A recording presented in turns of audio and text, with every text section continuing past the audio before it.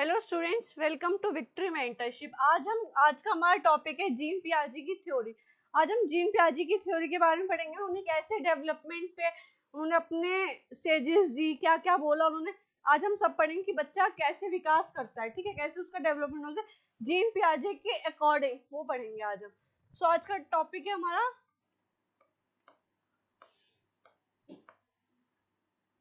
Theory of gene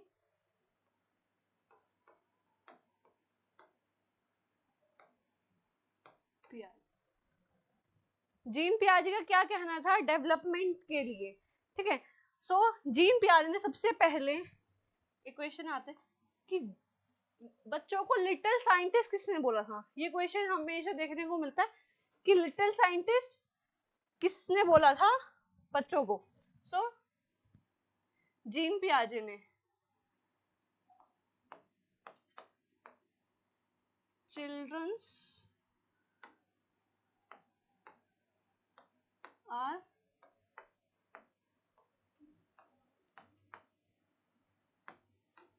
little scientist. Jean पियाजे ने बोला था कि बच्चे जो हैं वो छोटे वैज्ञानिक है, क्या है, लिटिल साइंटिस्ट है, ठीक है। और बच्चों का जो ग्रोथ होता है वो कौन सी एज में हो जाता है, maximum growth under the age of 14 to 15 years. 14 से 15 साल के बीच में बच्चे का मैक्सिमम ग्रोथ क्या है, हो जाता है। ये किसने बोला, जीन पियाजे ने। फर्स्ट थिंग उसने दी थी कि चिल्ड्रंस आर लिटिल साइंटिस्ट, बच्चे जो है वो छोटे वैज्ञानिक हैं, ठीक है। वो अपने आप करके सीखते हैं, एनवायरमेंट और हेरिडिटी से सीखते। बच्चे किस चीज से सीखते हैं,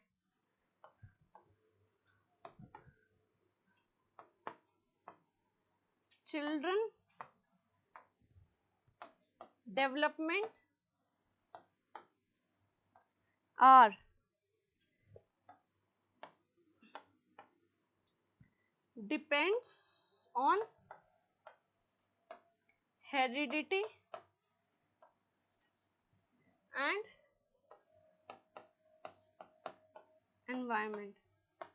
बच्चे का जो डेवलपमेंट है वो किस पे डिपेंड करता है, हेरिडिटी पे और एनवायरमेंट से। हेरिडिटी जो उसको जीन से मिलता है उस पे, और बाकी उसको बच्चे को बाहर क्या एनवायरमेंट मिल रहा है, ये टोटल और डेवलपमेंट पे इफेक्ट करता है।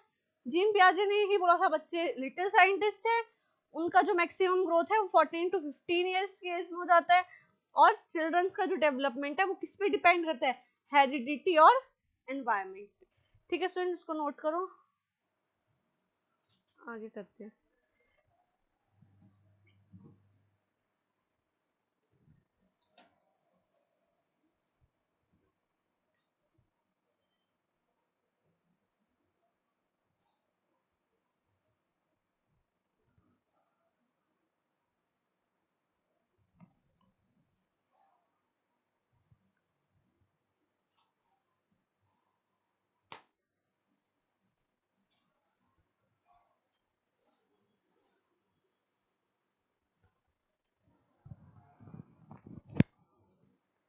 नेक्स्ट टॉपिक पे आते हैं।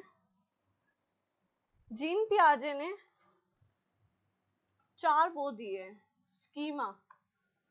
स्कीमा किसने इंट्रोड्यूस किया है, जीन पियाजे। जीन पियाजे की थ्योरी में दिया है स्कीमा। स्कीमा क्या होता है, mental model to represent the world. जो भी बच्चे के दिमाग में, उसके माइंड में पहले से है, किसी चीज को देख के हम एजम्पशन ना लेते हैं कि ये चीज ऐसे ही होगी। जैसे कि कोई भी 4 पैरों पे चलने वाला जानवर है, ठीक है, बच्चे ने उसको देखा था कि वो बिल्ली होती है, तो अगर वो कुत्ते को भी देखता है तो वो क्या बोलेगा कि नहीं ये बिल्ली, क्योंकि उसके माइंड में पहले से स्कीमा बन चुका है कि ये बिल्ली ही है, ठीक है। कोई इंसान अगर उसके दिमाग में हो गया कि ये इंसान गलत है, तो उसके दिमाग में वो स्कीमा बन चुका है कि ये गलत ही होगा, इंसान ये मेरे लिए कभी कुछ सही नहीं कर सकता। इसको क्या बोलते हैं? स्कीमा। जो उसके दिमाग में पहले से बन चुकी है प्रॉपर इमेज कि हाँ ये इंसान ऐसा है, या ये चीज ऐसी होगी, या ये चीज गलत ही होगी, तो इसको क्या बोलते हैं हम? स्कीमा। जो मेंटल मॉडल है टू रिप्रेजेंट द वर्ल्ड, उसके दिमाग में पहले से मॉडल बन चुका है कि कैसे क्या चीज होगी। ठीक है, अब हम पढ़ेंगे एसिमिलेशन।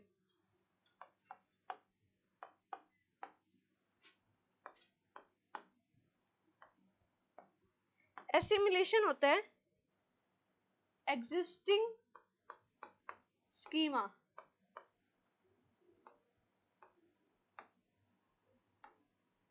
एग्जिस्टिंग स्कीमा मतलब जो उसके दिमाग में पहले से बात है कि ये चीज ऐसे ही होगी, मींस ओल्ड इंफॉर्मेशन। इसका क्या मतलब है? ओल्ड इंफॉर्मेशन में ऐड करना, किसको? न्यू इंफॉर्मेशन को।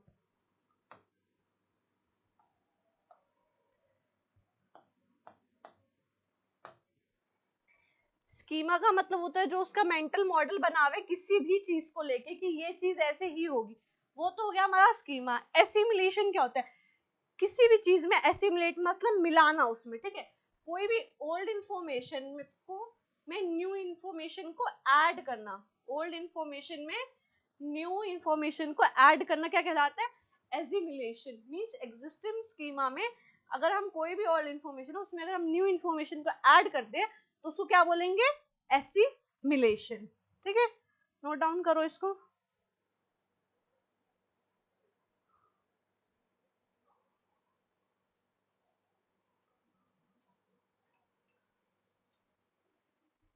इसको नोट करो, नेक्स्ट पे आते हैं। नेक्स्ट होगा हमारा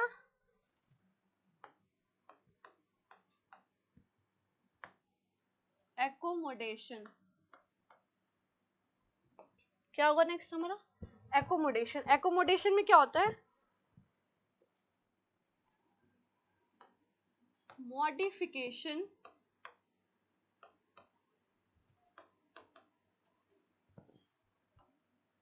modification of schema, modification of schema as new information is incorporated। Accommodation क्या है? जो भी हमारी ओल्ड स्कीमा थी उसमें हमें न्यू स्कीमा का से मॉडिफिकेशन करना, मतलब हमने किसी भी चीज के बारे में पहले से अवधारणा बना रखी है कि ये चीज ऐसे होगी, उसमें हमें न्यू इंफॉर्मेशन को मिला के और अपनी ही स्कीमा में मॉडिफिकेशन करना कि उसमें चेंजेस लेके आना, इसी को डेवलपमेंट बोलते हैं। एकोमोडेशन मींस मॉडिफिकेशन करना, जो हमारी स्कीमा बनी हुई थी हमारी पहले से किसी भी चीज को लेके एक अवधारणा बन जाती है कि ये चीज गलत होगी हमारी, ठीक है, उसमें न्यू इंफॉर्मेशन को ऐड करके और उस अपने ओल्ड स्कीमा में मॉडिफाई करना। ठीक है, ये क्या होगी? एकोमोडेशन। नेक्स्ट आएंगे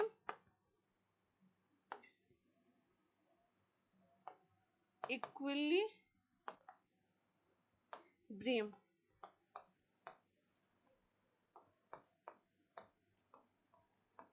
the cognitive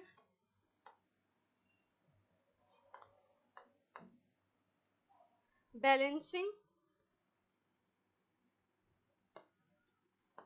of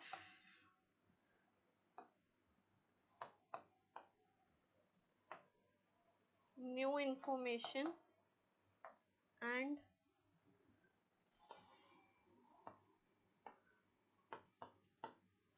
old information। ठीक है, इक्विलिब्रियम का क्या मतलब है कि हमें बैलेंस करना है जो न्यू इंफॉर्मेशन आई है और जो हमारी ओल्ड इंफॉर्मेशन थी उसमें, जैसे हमने पहले से कोई अवधारणा बना रखी थी और हमें उसके बारे में कोई अब नई बात पता चली, तो हमें एकदम से कोई अपने इमोशंस को डिसबैलेंस नहीं करना, अपने ऊपर काबू रख के उस पे इक्विलिब्रियम करना है, मींस कि न्यू इन्फॉर्मेशन और ओल्ड इन्फॉर्मेशन में बैलेंस करना है हमेशा।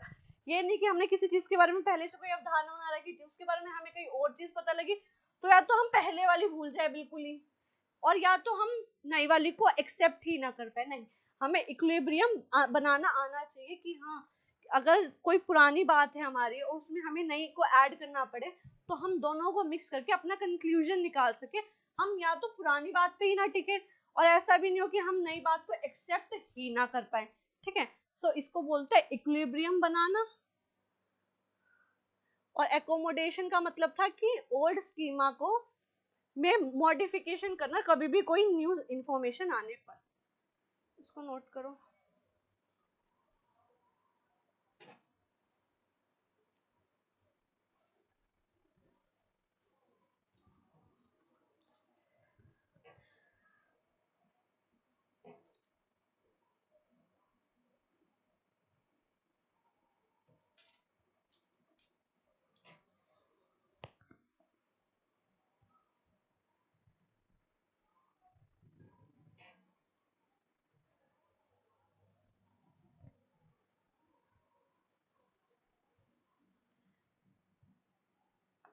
एक और पॉइंट पढ़ेंगे हम, इन पियाजे theory social and culture, social and culture aspects of development will be neglected।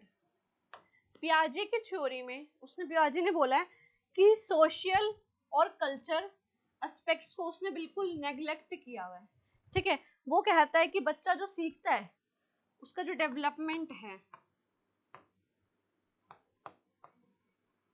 बच्चे का जो डेवलपमेंट है वो टोटली डिपेंड करता है किस पे,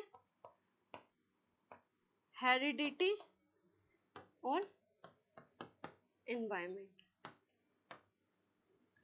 बच्चे का टोटली जो डेवलपमेंट है वो किस पे डिपेंड करता है। पियाजे की थ्योरी में सोशल और कल्चर को उसने बिल्कुल नेग्लेक्ट किया है। उसने बोला कि जो बच्चे का डेवलपमेंट है वो हेरिडिटी और एनवायरनमेंट पे ही डिपेंड करता है। ठीक है, अब हम पढ़ेंगे स्टेजेस ऑफ डेवलपमेंट।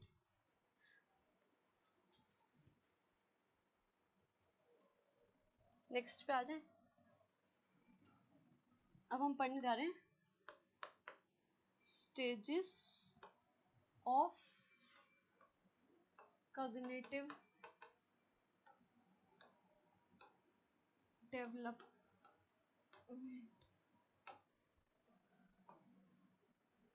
ठीक है, stages of cognitive development.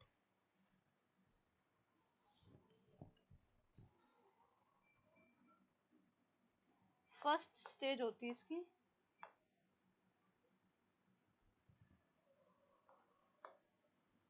Sensory motor stage. क्या होती है first stage? Sensory motor stage. इसमें ये कितने उम्र से कब तक होती है? 0 से 2 साल तक।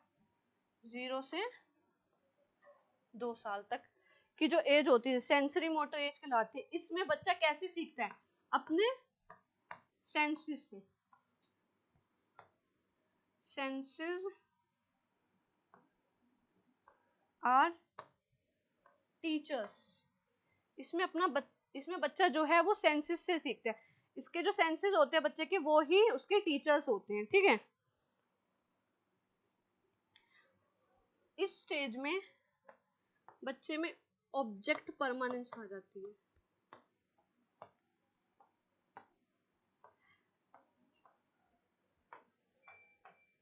कभी भी देखा होगा एक छोटा बच्चा है, वो किसी भी एक चीज को अगर देख लेता है तो वो उसी को लेने की जिद करता है, चाहे तुम उसको उसकी आंखों के सामने से जितना मर्जी हटा लो, वो बार बार जिद करेगा कि मुझे वही चीज चाहिए। तो बच्चे में एक ऑब्जेक्ट परमानेंस आ जाता है कि उसको वो ही चीज चाहिए, ठीक है।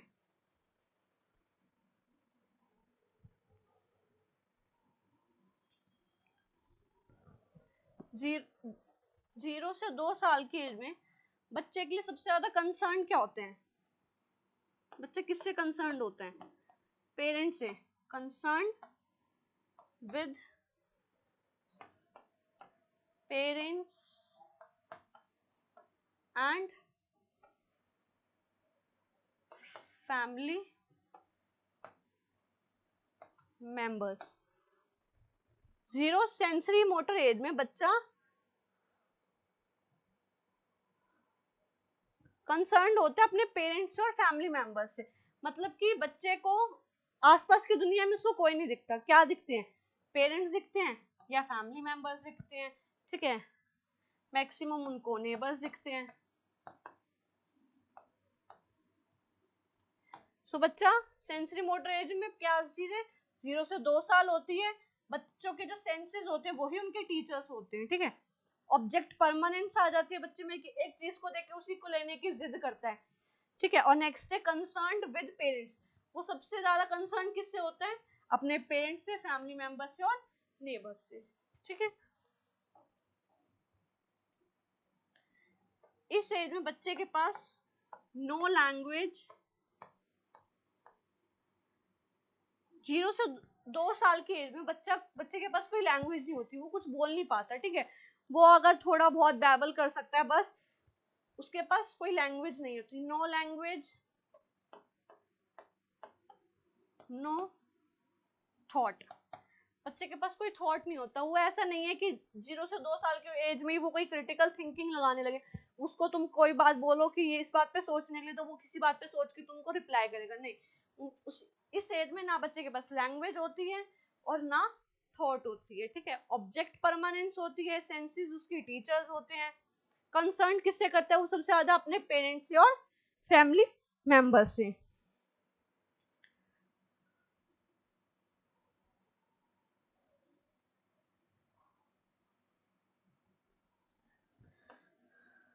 इसमें बच्चे के पास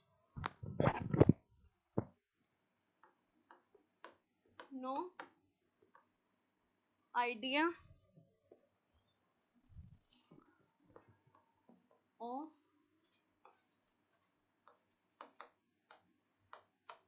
ऑब्जेक्टिव रियलिटी। बच्चे को कोई आइडिया नहीं होता। अगर आप उसको एक नकली मतलब टॉय दिखा रहे हो कि उसमें वो बिल्ली है, ठीक है, तो वो उसी को असली समझेगा। ऐसा उसको रियलिटी नहीं पता होता कि नहीं ये असली है या ये नकली है। इस बारे में बच्चे को दूर दूर तक कोई इस एज में कोई आइडिया नहीं होता है, ठीक है। सो ये है हमारा सेंसरी मोटर से, जिसमें क्या है? बच्चा का एज क्या होती है सेंसरी मोटर एज से? 0 से 2 साल। ऑब्जेक्ट परमानेंस आते हैं बच्चे में, बच्चा सेंसेस से सीखता है। कंसर्न रहता है किससे? अपने पेरेंट्स से, फैमिली मेंबर से और नेबर से। इस टाइम पे बच्चे के पास कोई लैंग्वेज नहीं होती, कोई थॉट नहीं होता, कोई ऑब्जेक्ट रियलिटी नहीं होती, कोई आइडिया नहीं होता कि ये ऑब्जेक्ट रियल है या नकली है। ये सेंसरी मोटर स्टेज है, फर्स्ट स्टेज है बच्चे की।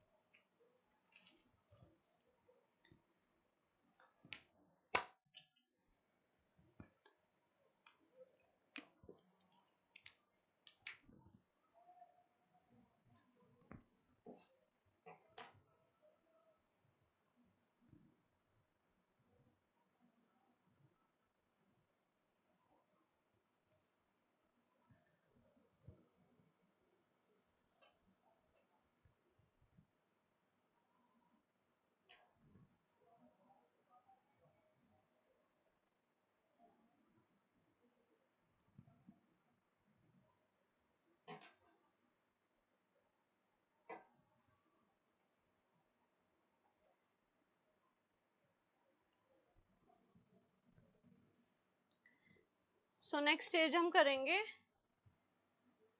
सेंसरी मोटर स्टेज हो गई। अब सेकेंड स्टेज है हमारी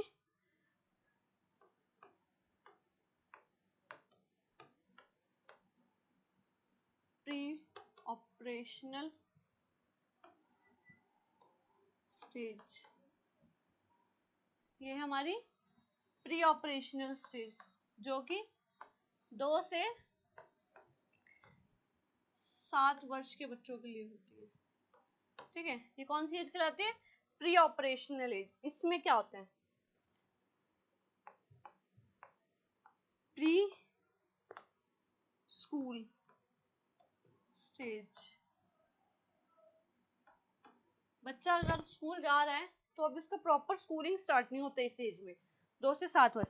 वो नॉर्मल स्कूल्स में जाता है, मतलब उसको बैठना, ठीक है, कैसे स्कूल एनवायरनमेंट में एडजस्ट करते हैं, इस टाइम पे भी बच्चे को वही सिखाया जाता है। तो इसको स्कूलिंग एज नहीं बोलते। प्री ऑपरेशनल स्टेज में बच्चे को की स्कूलिंग एज नहीं होती। सो ये कौन सी है? Preschool age, pre gang age. अभी बच्चे के इतने ज्यादा दोस्त नहीं बनते इस एज में। इस एज में बच्चे के ज्यादा दोस्त नहीं बनते। बच्चा अपना गैंग बना के अपने वर्क पे नहीं करता। ठीक है, प्री स्कूल एज होती है, प्री गैंग एज होती है। एनिमिज्म आ जाता है। क्या आ जाता है? एनिमिज्म। Cause and effects. बच्चे को इफेक्ट्स पता लगने लग जाते हैं कि अगर हम ये यहाँ से गिरेंगे तो हमें चोट लगेगी। किसी भी चीज के थोड़े बहुत कॉज एंड इफेक्ट्स बच्चे में इस एज में आने लग जाते हैं कि अगर हम गलत काम करेंगे, ठीक है, तो हमें पनिशमेंट मिलेगी। इस एज में ये चीज आने लग जाती है। ठीक है, अगर हम अच्छे से रहेंगे, अच्छे से काम करेंगे, तो हमारे पेरेंट्स हमें रिवॉर्ड गिफ्ट करेंगे। ठीक है, इस एज में प्री स्कूल एज बोलते हैं, प्री गैंग एज, एनिमिज्म आ जाती है, कॉज एंड इफेक्ट्स आ जाते हैं।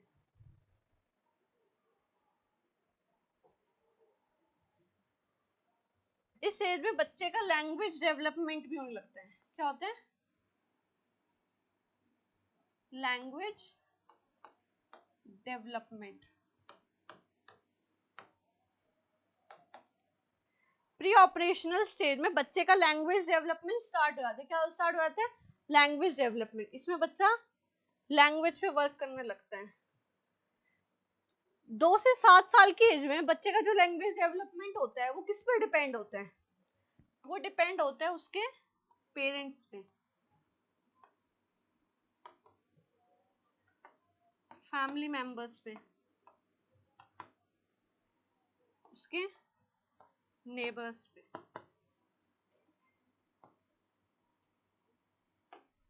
प्री ऑपरेशनल स्टेज में बच्चे का लैंग्वेज डेवलपमेंट उसके पेरेंट्स, फैमिली मेंबर्स और नेबर्स पे ही डिपेंड करता है। ये हो गई हमारी pre operational stage.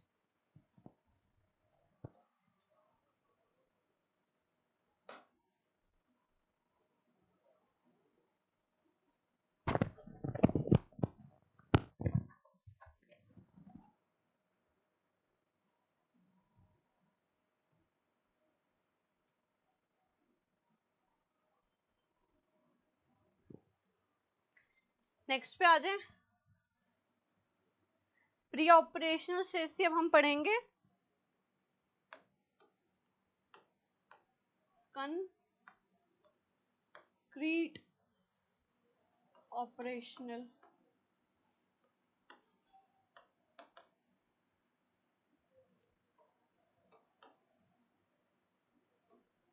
Concrete operational stage के बारे में पढ़ेंगे हम। ठीक है, सो कंक्रीट ऑपरेशनल स्टेज का कब से कब तक होती है?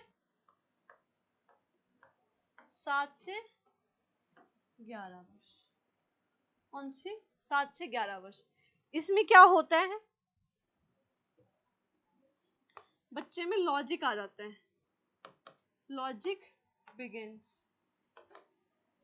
मतलब बच्चे को किसी भी चीज पे लॉजिक लगाना स्टार्ट हो जाता है इस एज में। ठीक है, स्कूल में बच्चा स्टार्ट हो जाता है, स्कूल एज भी बोलते हैं इसको।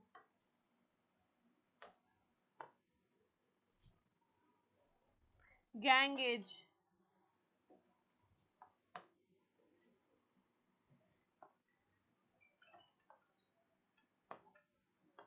और कौन सी एज बोलते हैं इसको? इसमें बच्चे को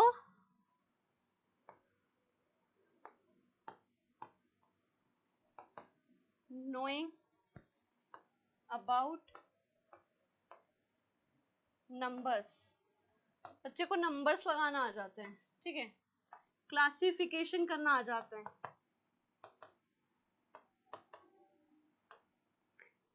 डिफरेंशिएट करना आ जाता है, किसमें?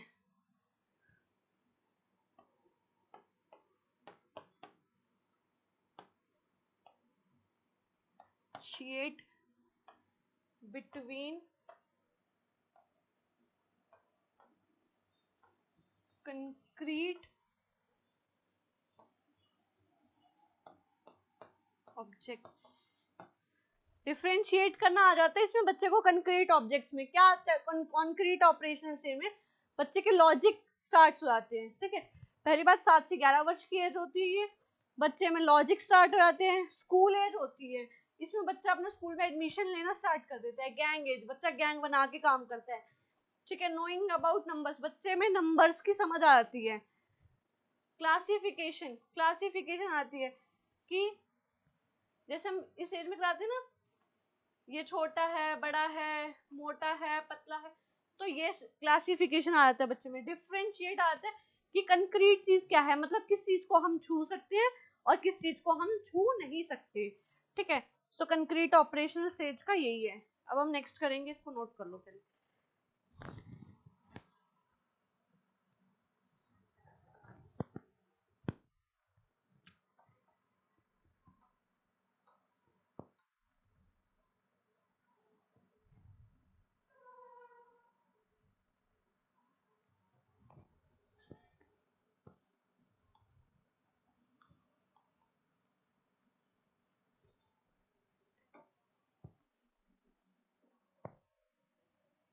नेक्स्ट पे आ जाए।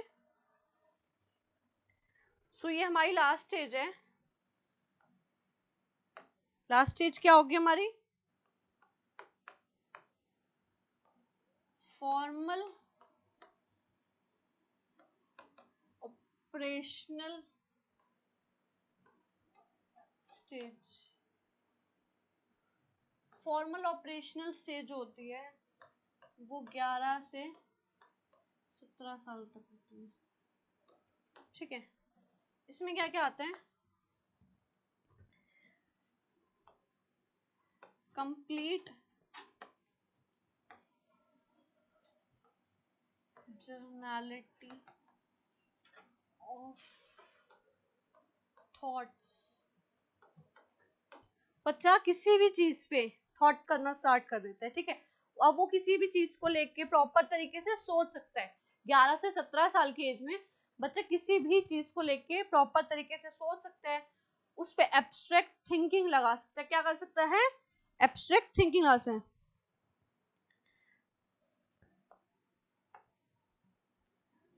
एब्स्ट्रैक्ट थिंकिंग, किसी भी चीज को लेके बच्चा एब्स्ट्रैक्ट थिंकिंग लगा सकता है। हाइपोथेटिकल थॉट्स, कोई भी एक टॉपिक दो बच्चों को, ठीक है, अब वो उस पे बहुत सारे अपने थॉट्स लगा सकता है। हाइपोथेटिकल थॉट्स का ही मतलब यही होता है कि वो उस पे अपना थॉट्स दे सकता है, ठीक है। किसी भी एक क्वेश्चन दो आप उसको, वो उसके बहुत सारे सॉल्यूशन निकालने का ट्राई करेगा, उसमें एब्स्ट्रैक्ट थिंकिंग आ जाती है। एब्स्ट्रैक्ट थिंकिंग मतलब एक क्वेश्चन दोगे अगर आप बच्चे को, तो वो उसपे बहुत सारे सॉल्यूशंस सोच सकते हैं, ठीक है। बच्चे में लॉजिक बिगिन हो जाता है, हर चीज पे वो लॉजिक लगा सकते हैं, ठीक है। ट्रबल सम एज कहलाती है।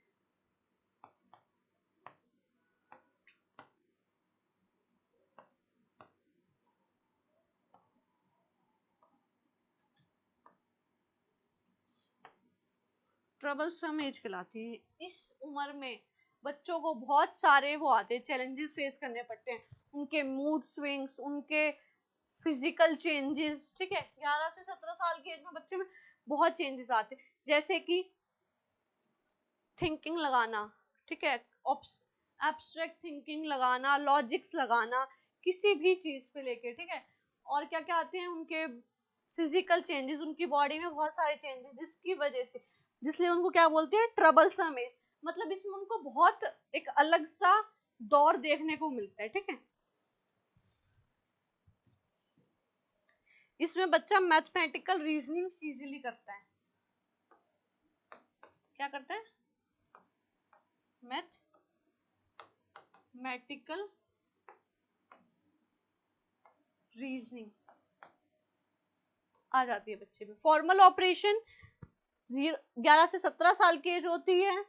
इसमें कंप्लीट जनरलिटी ऑफ थॉट्स, बच्चा अपने हर चीज पे अपनी राय देने लगता है, थॉट्स आ जाते हैं उसमें। एब्स्ट्रैक्ट थिंकिंग, एक क्वेश्चन दोगे आप उसको, वो उस पे जितने मैक्सिमम पॉसिबल होते हैं, ठीक है, उतनी थिंकिंग लगा के उतने सॉल्यूशन वो आपको दे सकता है।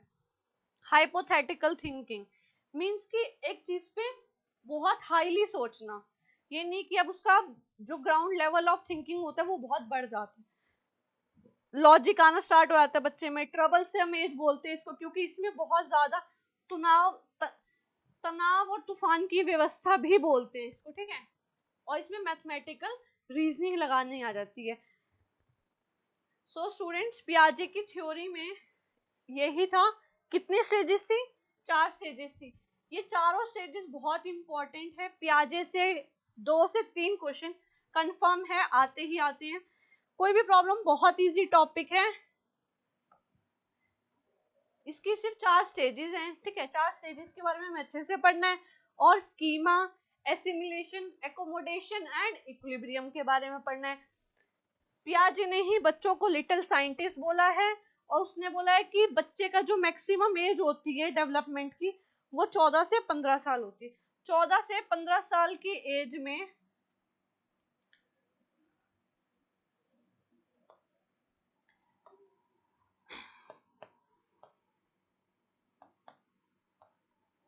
14 से 15 साल की एज में बच्चे का मैक्सिमम डेवलपमेंट हो चुका होता है, ये पियाजे ने बोला। ये सब चीजें हमें लाइनें याद रखनी है, क्योंकि बहुत बार ऐसे सेंटेंस देके पूछ लेते हैं कि बच्चे का विकास 14 से 15 साल तक हो चुका होता है, ये किसने बोला है? तो क्या बोलोगे आप? जैसे बहुत सारे ऑप्शन देंगे, पियाजे ने, वाइगॉत्स्की ने, तो आपको ऑप्शन टिक करना होता है कि पियाजे ने, ठीक है। बच्चों को लिटिल साइंटिस्ट किसने बोला, ये क्वेश्चन आता है, तो किसने बोला है? पियाजे ने बोला है। उसके 4 स्टेजेस के बारे में पूछ लेगा कोई भी आपका मल्टीपल चॉइस क्वेश्चन बना के, कि फॉर्मल ऑपरेशन किसने स्टेज दी थी? पियाजे ने दी थी। कितनी स्टेजेस होती? 4 होती है, 6 होती है, ठीक है।